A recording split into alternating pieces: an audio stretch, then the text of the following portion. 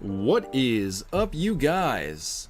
Every year, all 30 NBA teams enter the year with dreams of fighting for a championship.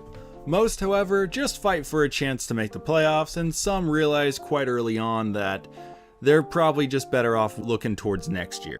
When making that realization, they will oftentimes have to unload their roster, trade some players, waive some guys, do what they need to do to set themselves up for a better tomorrow. Today, I want to discuss 5 players who, in my opinion, should be traded at some point this season. The overall trend you will see here is these guys are older. They are looking to compete in some meaningful games right now, while their franchises are currently looking to focus for the future. So their playing time is going to start to go down, and their presence on the team is just completely useless. They're just dead money at this point. Before we get started, please like the video. It helps me out way more than you guys realize, and of course, comment your biggest trade rumor targets this season. Now, let us get started. First, we are going to talk about Jerami Grant. Now, don't get me wrong, I am a fan of Grant. He was a valuable role player on some very good teams in years past. But when the Pistons made him their big money man to be the face of their franchise in the post-Andre Drummond era, things started to become disappointing.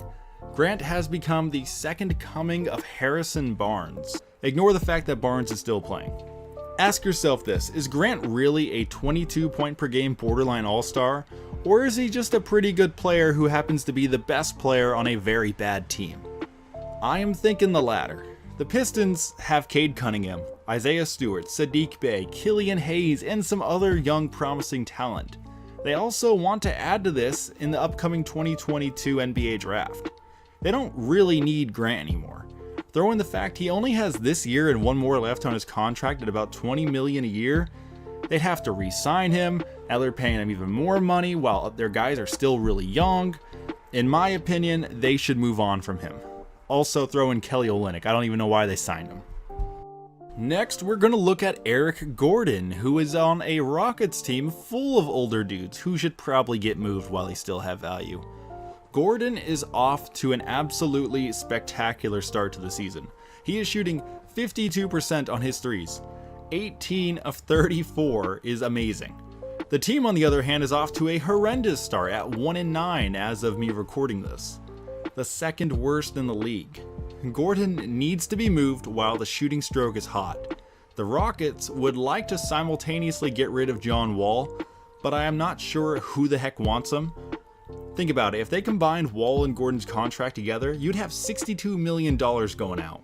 That's like half the team's payroll and veterans not in the long-term plans. Plus they have Daniel Tice. Another guy who I have heard get mentioned on some rumors is Christian Wood, who I am not so sure about. He isn't young like Jalen Green or Kevin Porter Jr., but he's only 26. He can still grow alongside those other two guys, so I don't see why not keep him. Especially when you consider that by the time he has to be extended, Wall will be off the books.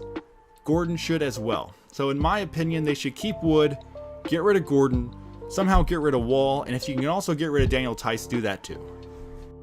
We are now in the middle of my 5, so this is where I put the most boring player to most, and that's going to be Mike Muscala. For some reason, the Thunder decided to sign the 30-year-old Muscala to a 1+1 contract over the past summer, and they're playing him about 15 minutes a night. He is a very useful big man who can stretch the floor very well, which is literally the exact player every contending team would love to have. But why the Thunder of all teams decided he was the ideal player for their roster seems a little weird. I think it must be that he is probably a positive influence off the floor. So he and Derek Favors are two veteran mentors on a team full of guys that are pretty much old enough to still be playing in college. And you have to have veteran leadership on young NBA teams, otherwise they'll all grow up into stinking Marquise Chris, Josh Jackson, Dragan Benders. But if the Thunder want to continue stockpiling young prospects, they might as well move Muscala. Next is a guy most pegged to have already been moved by now. But here he is. We have Goran Dragic, one of my favorite players and one of the last pieces of the golden era Phoenix Suns. Dragic is a good point guard. He can space the floor, create for others. He still manages to get out on the break and finish around much bigger and more athletic guys.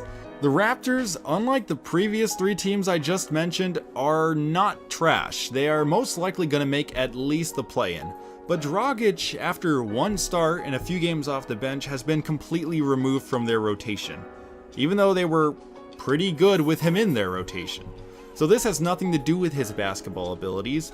It is because he is a 35-year-old on the final year of his contract. The Raptors recognize that it would be in their best interest to get something for him. A lot of good teams would love to add Dragic to take on ball handling responsibilities away from their core guys.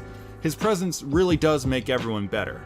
Now, I'm not going to predict actual true trades in this video, but I will say the Dallas Mavericks definitely could use Goran Dragic, so I expect him to be moved very soon. Lastly, has anyone else noticed the Celtics are trash this year? That's a little bit of an exaggeration. They're not that bad, but they're not good. I'm kind of fortunate I did not create a preseason prediction video because I was wrong about the team. I thought they'd be like in the top 4, but no, not anymore. Marcus Smart has been hanging around this team for a long time. His reputation of being a lockdown defensive player and great team leader have not been on display this season. Plus, we are going into year 8 of his NBA career where he plays the role of a shooting guard, where he shoots the ball a lot and he has access to a gymnasium with people who will shag balls for him and give him the ball, and all he can do is shoot balls. He can literally go in and shoot for 8 hours if he wanted to, 40 hours a week, whatever. He has a 28% 3-point shot.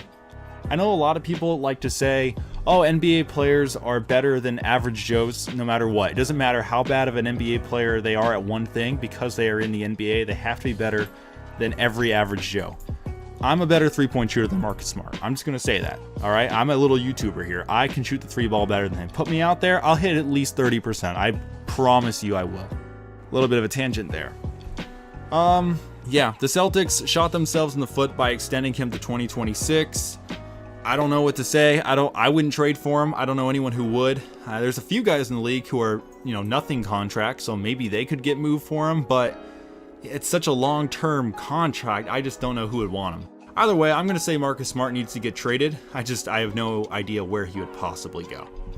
So there you have it, 5+ players who need to be moved sooner rather than later. And before anyone says it, I thought about including Brandon Ingram, but let me tell you why I did not. Ingram, Zion Williamson, and Jonas Valanciunas are all extremely talented players who belong in the All-Star game when healthy. No team with 3 All-Star level players should blow up their team after 10 games. I don't care how bad they are. 1-9, not bad enough. They have to assume, as a franchise, that Zion Williamson will return from his injury and put up 30+ a night. They have to assume he will come back healthy. They have to envision a healthy Zion with a prime Ingram and a veteran stud Valanciunas. They cannot give up now. If they give up now, then they have nothing. They have all the pieces right now for their small franchise. They cannot blow it up and just try to run it back with a new core. Otherwise, they'll be Sacramento Kingsing it. They'll be Minnesota Timberwolvesing it. They cannot do that. The Pelicans are one of the very few teams in the league who are on the brink of losing their team, in my opinion, just because of how bad they are. They cannot give up on their roster, yet Ingram is not going to get traded. Also, if you were going to comment, what about Ben Simmons? I think Ben Simmons will get moved. Have you heard about Ben Simmons? Why not also throw in the sky is blue to really make your comment complete? Thank you all for watching this video. I know it was a little quicker than most of mine, but whatever. I hope you enjoyed it. I hope you heard some opinions that made you think a little, and I would love to have discussions down in the comments, so please share with me your thoughts. I appreciate all of your support. Please subscribe if you want to see more basketball content, and I will see you all next time.